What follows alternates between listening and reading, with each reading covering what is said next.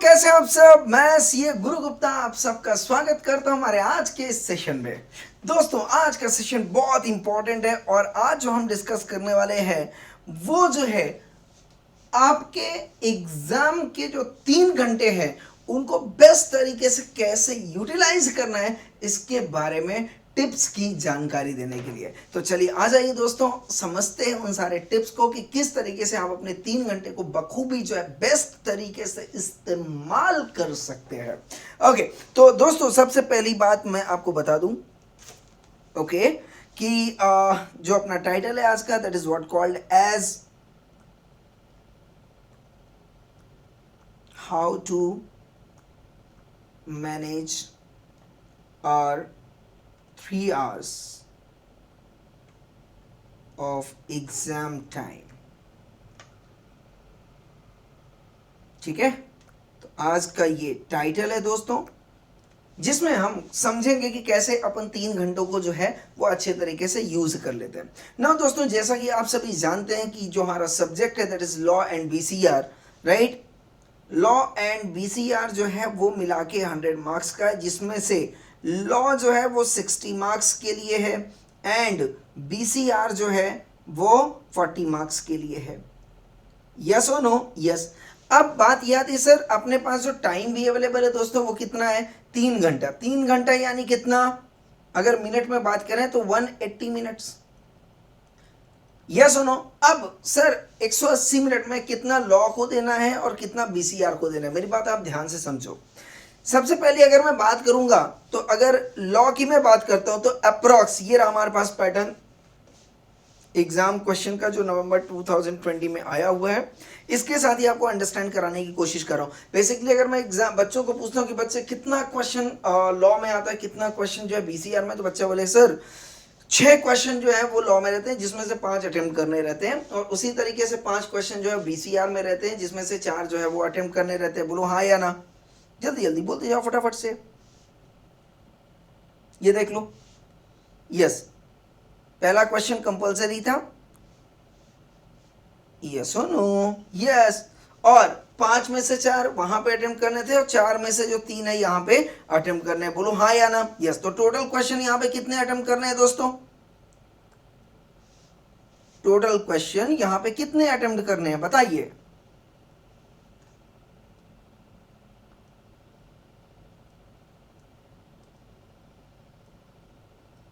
क्या हो गया इसको?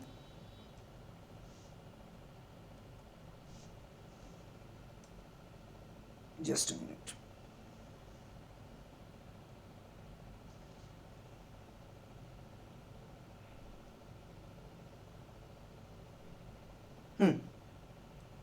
ओके, तो क्वेश्चन यहां पे कितने अटेम्प्ट करने हैं बताइए जरा फटाफट से। तो यहां पे जो दिया हुआ है वो कितने दिए हुए हैं? 5 में से 4 अटेम्प्ट करना है, 4 1 5, तो 5 क्वेश्चन यहां पे हो गया, कहां पे? लॉ में, है ना।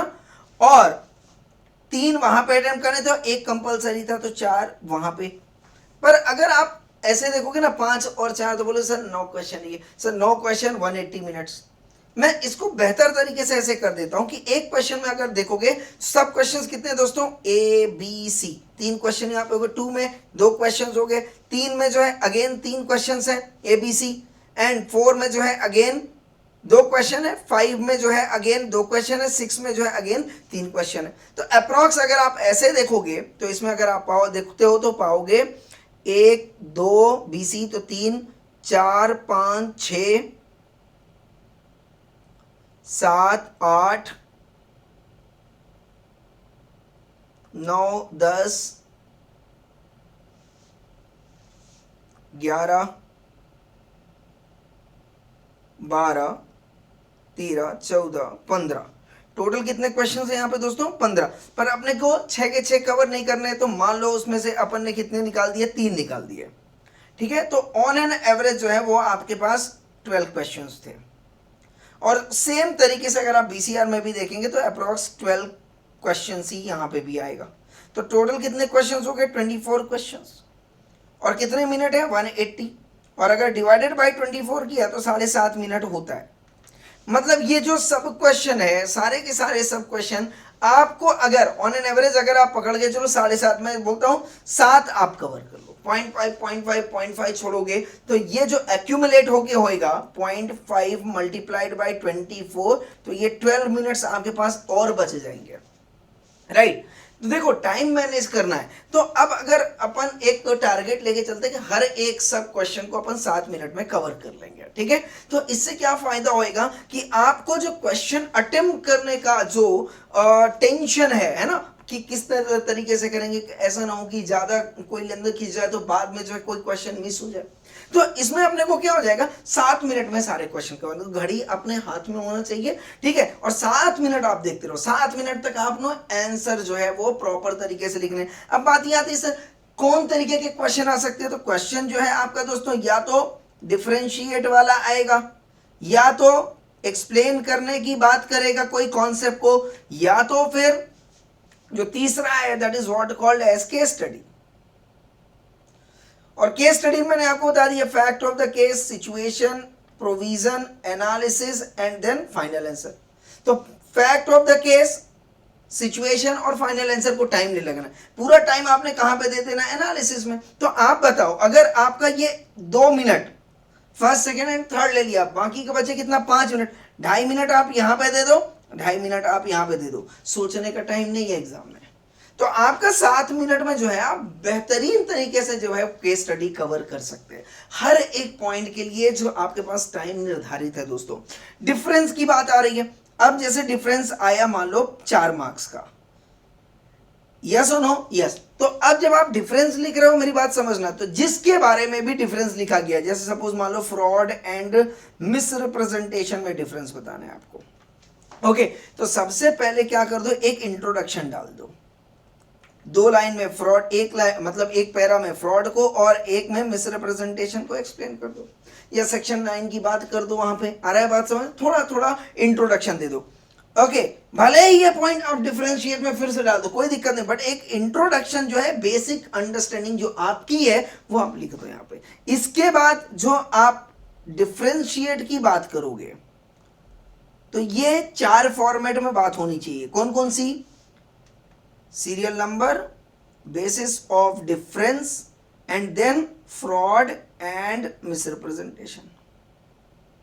और पॉइंट वाइज, मतलब जब डिफरेंस आप लिखते हो तो किसी पर्टिकुलर पॉइंट पे दोनों को डिफरेंशिएट करना है, आ रहा है बात समझ। अब चूंकि ये 4 मार्क का क्वेश्चन पूछा हुआ है, तो सर कितने पॉइंट लिखना है, देखो एक तो आपके पास दिमाग में कि 7 मिनट अपने पास है, अब 7 मिनट में इसको बेहतरीन तरीके से कैसे यूज करें, तो सर ये जो 4 मार्क्स का दिया है क्वेश्चन, तो क्या 4 ही डिफरेंस लिखने हैं, सी आप मिनिमम 4 तो लिखने ही है, 4 से कम लिखोगे तो आपके मार्क्स कटेंगे पक्का, पर 4 भी लिखा ना तो पूरे मार्क्स नहीं मिलने वाले हैं, उसमें भी आपको 1 मार्क्स मान लो कट जाएगा, राइट। तो अगर आपको पूरा मार्क्स चाहिए दोस्तों, तो कम से कम 6 पॉइंट लिखने, मतलब 1.5, मतलब 4 मार्क्स का क्वेश्चन है, आ रहा है बात समझ में, तो कम से कम आपने 6 पॉइंट लिखने। तो अगर एग्जामिनर आपको मार्क्स भी देना चाहे तो एक मार्क तो नहीं देगा, वो अगर कितना 0.5 मार्क्स भी देता है, 0.5 तो देगा ना, 1 पॉइंट ये कम से कम बोलो, हाँ या ना। तो हाफ मार्क यहाँ पे, हाफ यहाँ पे, हाफ यहाँ पे, हाफ यहाँ पे, हाफ यहाँ पे, कितना हो गया, 1 2 3, हाफ हाफ मार्क भी दिया तो 3 मार्क्स होएगा, राइट। और अगर आप इसका डबल लिखते हो, टाइम है आपके पास 7 मिनट का है, तो आप डबल पे चले जाओ, मतलब देखो आपकी यहाँ पे प्रॉपर प्लानिंग हो रही है, राइट। टाइम अगर आपके पास पर्याप्त है तो आप इसको लिखते चलिए, कब तक, जब तक 7 मिनट, 7 मिनट जैसे हुआ रुक जाओ, 7 मिनट जैसे ही हुआ रुक जाओ, खत्म, उसके आगे नहीं जाने का है दोस्त, भले ही फिर वहां पे आपके 6 पॉइंट्स कवर ही क्यों ना हुए। आ रहा है बात समझ, कभी भी एक पॉइंट को बहुत ज्यादा एलेबोरेट नहीं करना है, 3 to 4 lines is more than sufficient, 3 line भी सफिशिएंट हो, किसी को 1 लाइन में, किसी को 2 लाइन में, समय के हिसाब से आप मैनेज कर लो, है ना। 7 मिनट के अंदर तो किसी को आप 1 ही लाइन में कंप्लीट कर दो, आपको लग रहा है कि अगर टाइम बहुत ज्यादा जा रहा है तो एक को एक्सप्लेनेशन में ज्यादा टाइम लग गया, दूसरे पॉइंट में आप उसको कवर कर लो। आ रहा है बात समझ में, यस और no, but this 7 minute you have to manage. Same explanation की अगर बात की, इसने फ्रॉड एंड मिसरिप्रेजेंटेशन कर दिया, अब मान लो इसने एक्सप्लेनेशन पूछ लिया, किसी भी कॉन्सेप्ट को लेके पूछ लिया, से सपोज मान लो सुपरवेनिंग इम्पॉसिबिलिटी क्या होता है, सुपरवीनिंग इम्पॉसिबिलिटी क्या होता है? तो सुपरवीनिंग इम्पॉसिबिलिटी के बारे में आप बता दो, सेक्शन 56 के बारे में बता दो आप थोड़ा सा। इनिशियल इम्पॉसिबिलिटी क्या होता है, सुपर इम्पॉसिबिलिटी क्या होता है, उसका इम्पैक्ट क्या होता है, थोड़ा सा हेडिंग डाल के, ताकि उसको भी अंडरस्टैंडिंग आए कि हाँ भाई इसको समझ में आया हुआ है ना। तो कहने का मतलब सेक्शन सबसे पहले गवर्न बाय द लॉ, ठीक है, देन इसके बाद मीनिंग क्या होता है, देन इसके बाद इम्पैक्ट क्या होता है इसका, है ना, और कुछ अगर एक्सेप्शंस वहां पे है वो एक्सेप्शंस कवर कर दो। तो किसी भी लॉ को एक्सप्लेन करने के लिए सबसे पहला तो क्या लिखना होता है पॉइंट, गवर्न बाय लॉ, मतलब सेक्शन वगैरह की बात यहां पे कर देगा। दूसरा मीनिंग आप लिख दो उसका, अगर एक्सप्लेनेशन की बात आ रही है। तीसरा उसका इंपैक्ट, नॉर्मल इंपैक्ट क्या होगा। फोर्थ कुछ एक्सेप्शंस अगर दिए हों वो एक्सेप्शंस आप कवर कर दो, बस दैट्स ऑल अबाउट। ये आपका 7 मिनट में हो जाना चाहिए। पिक्चर क्लियर है या नहीं क्लियर है, यस और नो? यस। तो ये किसकी बात होगी, एक्सप्लेनेशन की। डिफरेंस बता दिया, एक्सप्लेनेशन बता दिया, और तीसरा जो था केस स्टडी वो भी बता दिया आपको। बोलिए जरा फटाफट से यस और नो, समझ में आया या नहीं आया? इस तरीके से किया आप लॉ के पैटर्न को आप बेहतरीन तरीके से जो है वो कवर अप कर पाएंगे दोस्तों। यस और नो? यस। चलिए तीसरी बात करते। तो सबसे पहला पॉइंट हमने क्या कवर कर लिया, यहां पे टाइम की बात कर ली, है ना। तो एक तो क्या हो गया, सबसे पहला टिप्स हमने जो दिया वो that is what called as time management.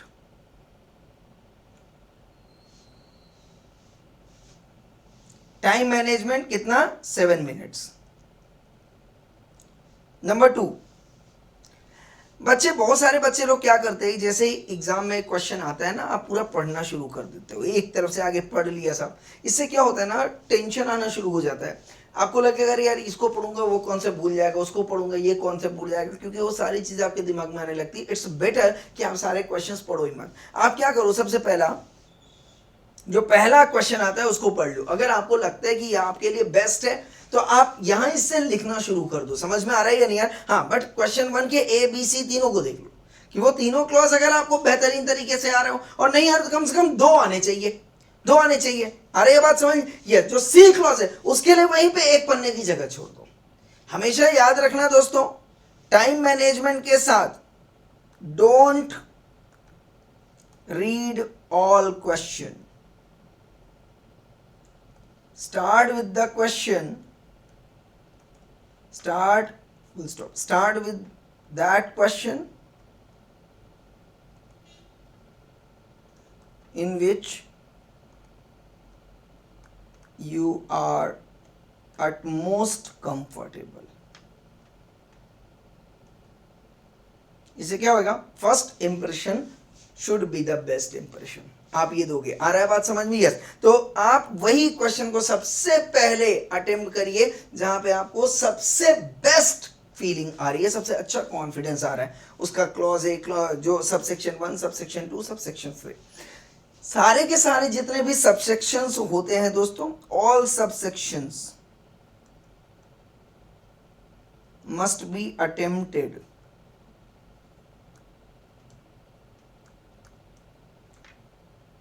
at a time, one after another. इधर आप ए बी सी ऐसे अटेम्प्ट कर लो, ए सी बी ऐसे अटेम्प्ट कर लो, बी सी ए ऐसे अटेम्प्ट कर लो, कोई दिक्कत नहीं है। बट अगर आपने क्वेश्चन नंबर ये 1 के तीनों क्लास है तो क्वेश्चन नंबर 1 के तीनों सबसेक्शन एक साथ, एक के बाद एक आने चाहिए। एंड ऑल सब क्वेश्चंस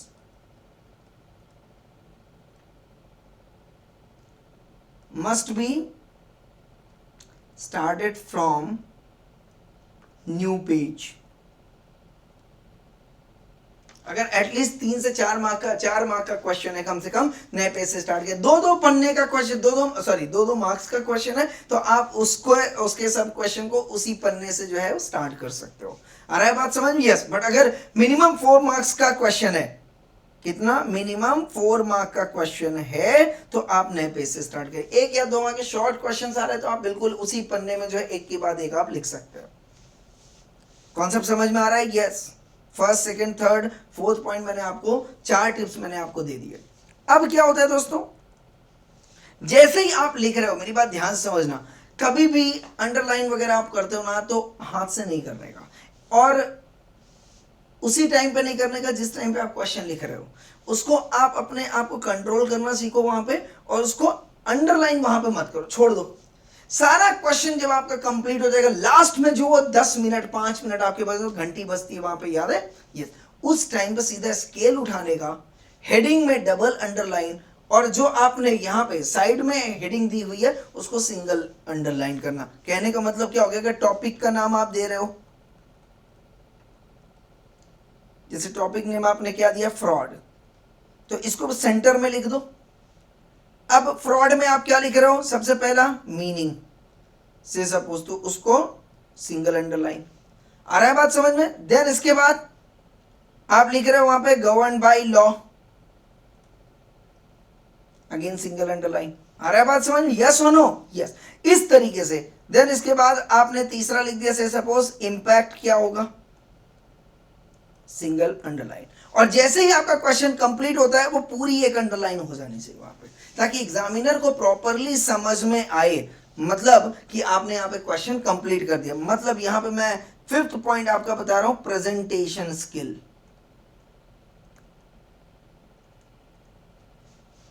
आ गया बात समझ में? यस और नो? यस। 5 पॉइंट ये हो गए आपके। और कौन सा पॉइंट हो गया? At last moment, at last use scale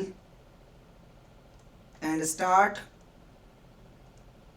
underlining topic and heading. तो टॉपिक को जो करना है वो डबल अंडरलाइन, और हेडिंग को जो करना है वो सिंगल लाइन। ये काम होना चाहिए एकदम लास्ट पे होना चाहिए दोस्तों, उसी टाइम पे मत, क्योंकि अगर आप बार बार स्केलिंग यूज करोगे, वहां पे रखोगे, यूज करोगे, टाइम वेस्ट होएगा। और लास्ट में आप देखो, अगर लास्ट में आप इसको स्केलिंग करोगे ना, विद इन 2 to 3 मिनट्स आप पूरी की पूरी कॉपी को जो है बराबर अंडरलाइन कर लोगे। तो 3 मिनट और 10-15 मिनट, कितना टाइम आपने सेव किया। सी, उस 3 घंटे को आप किस तरीके से बेहतरीन तरीके से यूज कर सकते हो, ये वो टिप्स हैं दोस्तों। आ रही है बात समझ में या नहीं आ रही है? यस। तो टोटल यहां पे कितने हमने बता दिए, 6 टिप्स। और कुछ पॉइंट अगर रह रहा है, ये हो गया, सारी चीजें होगी। Okay, yes, very very important.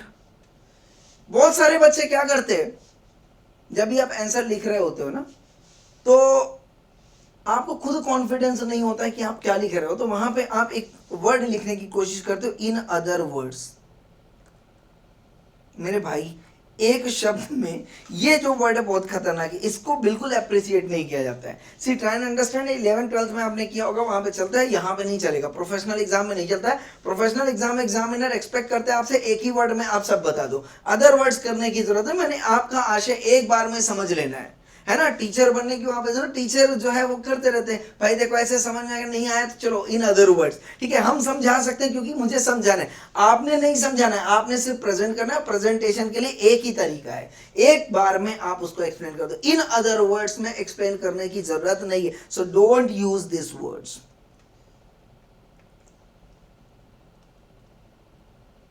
आ रहा है बात समझ? अननेसेसरी जो है इसमें क्या होता है, आंसर लेंदी हो जाता है, टाइम आपका वेस्ट होता है। क्लियर और नॉट क्लियर? यस। कोशिश करें दोस्तों, try to remember the legal terminology, that is appropriate words while writing answers। ये बहुत इंपॉर्टेंट है। अब सपोज मान लो आपको ना वर्ड लिखना है कंसिडरेशन, बट आपको वो वर्ड कंसिडरेशन नहीं आ रहा, तो अब आप क्या करोगे, कंसिडरेशन तो लिखना है सबकी, कुछ कंसिडरेशन जैसा मुझे वहां पे लिखना है, बट कंसिडरेशन एग्जैक्ट वर्ड आपको याद नहीं है, तो अब आपको क्या करते हो, उस कंसिडरेशन को एक्सप्लेन करने लग जाते हो, जिसकी वजह से अननेसेसरी आपका आंसर जो है वो लेंदी हो जाता है। तो ये तब पॉसिबल होगा जब आपकी पढ़ाई हुई होगी और ये जो लीगल टर्मिनोलॉजी आपने याद रखे होंगे। तो जितने भी लीगल टर्मिनोलॉजीज होती हैं, राइट, उसका आप एक क्या बना लो डिक्शनरी बना लो, खुद आप पढ़ते जाओ। आपको कोई लगता है कि नया वर्ड्स आ रहा है जहां पे आपको लगता है यस कि इसको आप एज इट इज यूज कर सकते हो, राइट, यस और नो, यस, तो वहां पे आप एज इट इज उसको जो है वहां पे यूज कर सकते हो। तो अगर आप उस वर्ड को यूज नहीं करोगे तो क्या करना पड़ेगा, आपको उसको एक्सप्लेन करना पड़ेगा। एक्सप्लेन करने में जो है आपका टाइम वेस्ट होता है। क्लियर और नॉट क्लियर, यस और नो, यस। तो अब जैसे मैंने बोल दिया वर्ड प्रपोजल, अब प्रपोजल वर्ड नहीं है तो प्रपोजल को आप एक्सप्लेन करने बैठोगे। क्विड प्रो क्यो वर्ड याद नहीं आ रहा है, आप उसको एक्सप्लेन करते बैठोगे। तो ऐसा कोई भी जो है आपको लगता है इंपॉर्टेंट टर्मिनोलॉजी है तो it's better to recall those terminology, use those terminologies rather than describing the terminologies. I hope I am clear, yes और नो, यस। तो दीज आर द 8 टिप्स जो मेरे हिसाब से लगता है कि अगर आप इसको फॉलो करते हो तो डेफिनेटली आपके लिए बहुत हेल्पफुल होगा। And last but not the least, मैं आपको एक और चीज बोलना चाहता हूं, okay, that is in the case of that pen you are using and calculator. तो एग्जाम पेपर अगर आपका प्रैक्टिकल है तो दोस्तों बार बार कैलकुलेटर मत चेंज करिए, सेम कैलकुलेटर अभी से जो आप यूज कर रहे हो, जो आपने थ्रू आउट द टाइम आपने यूज किया, उसी कैलकुलेटर को आप एग्जाम में यूज करिए। नया कैलकुलेटर मत परचेज करिए, राइट, ओके, एग्जाम में वही कैलकुलेटर यूज करिए जो आप यूज कर रहे हैं। यस, ऑब्वियसली सीधी सी बात है कि अगर खराब हो जाता है कैलकुलेटर तो नया कैलकुलेटर यूज करना पड़ेगा, बट यूज आप वही मॉडल करिए, दूसरा मॉडल चेंज मत करिए, ठीक है। दूसरा, पेन, कोशिश करिए जिस पेन से आपने अपनी पूरी प्रैक्टिस की है, राइट, उसी पेन को आप एग्जाम टाइम पे भी यूज कर, और अगर पॉसिबल हो तो जेल पेन यूज करो दोस्तों, क्योंकि जेल पेन ऐसा पेन है जो इंक को प्लॉट नहीं करता, क्योंकि लिखते वक्त जब इंक प्लॉट होती है, राइट, तो वो बहुत ज्यादा वहां पे स्प्रेड आउट होती, फैल जाती है, जिसकी वजह से जो पेजेस होते हैं वो गंदे दिखने लगते हैं एंड एज अ रिजल्ट आपका प्रेजेंटेशन भी अफेक्ट होता है। बट जेल पेन जो है उतना ही इंक रिलीज करेगा जितनी उसको जरूरत है, तो आपका जो वहां पे आंसर शीट है बहुत ही क्लीन एंड नीट दिखता है। अरे ये बात समझ, यस, तो कोशिश करें जेल पेन। जो लोग नहीं यूज कर रहे gel pen, start try using gel pen. अगर अभी अभी कुछ नहीं बिगड़ा, अभी तो शुरुआत है, अभी एंटर है, फाइनल है ना, तो लंबी जर्नी है, कोशिश करिए जेल पेन, ठीक है। आ रहा है बात समझ में, यस। मैं एक पेन आता है जो मैं when I was student, right, Trimex आता था, अभी शायद इसका नाम बदल गया है। एक बार आप इस पेन को यूज करना, ठीक है, बहुत बेहतरीन पेन है, मैंने यूज किया हुआ है, आपको एक बार सजेशन दे रहा हूं, बट अगर आप कोई और अदर जेल पेन यूज कर रहे हो, well and good, no problem. Clear और नॉट क्लियर, यस। तो इतने सारे टिप्स मैंने आपको दिए हैं एग्जाम के लिए दोस्तों, प्लीज फॉलो करिए, और अगर आपको थोड़ा सा भी इससे बेनिफिट मिला तो मुझे जरूर बताइए, क्योंकि मुझे पता है आपको बेनिफिट इससे मिलने वाला है, ठीक है। तो इजाजत है, thank you so much, thank you everyone. Next video next session पे मिलते हैं नए कॉन्सेप्ट के साथ। Thank you so much.